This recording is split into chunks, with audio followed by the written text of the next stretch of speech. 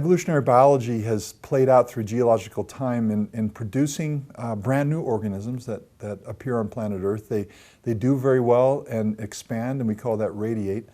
And then through geological time, eventually these organisms fall away. They don't do well, they go extinct, they stop existing. And that extinction process is the cap on this origination, radiation, and extinction cycle that goes on. Now, the great origination event when it comes to the metazoans is what we call the Cambrian Explosion.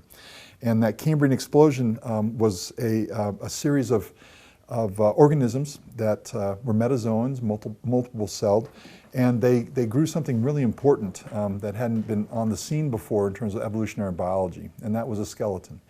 And the skeletons that were produced by these metazoans were external, they were outside of the body, so we call those invertebrates.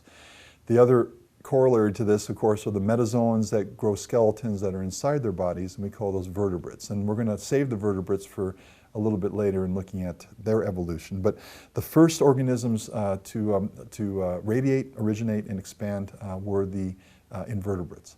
So the Cambrian Explosion is marked by this remarkable event of the seafloor suddenly being populated by these relatively large, centimeters plus in size organisms that grew these exoskeletons. And the skeletons permit the organisms to do a lot of things they can't do without skeletons. One of the things they do is they allow to have greater body size. It provides physical support within the water and from gravity. It also has advantages in terms of protection from predation. If you're just soft and squishy and you're on the seafloor, something's going to come along and get you.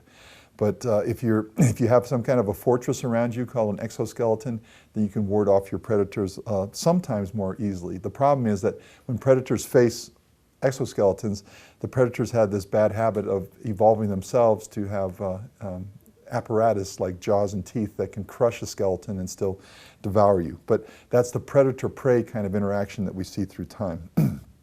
Now, another thing that came on board with this Cambrian Explosion event was that we know the Earth was oxygenated at about 2.5 billion, but that oxygen level continued to rise. And so by the time we got to the 542 million year benchmark of the Cambrian Explosion, there was much more oxygen. And oxygen is what allows organisms to very efficiently metabolize, and therefore they can drive and develop larger body size, larger mass, and again, this capability of having skeletons.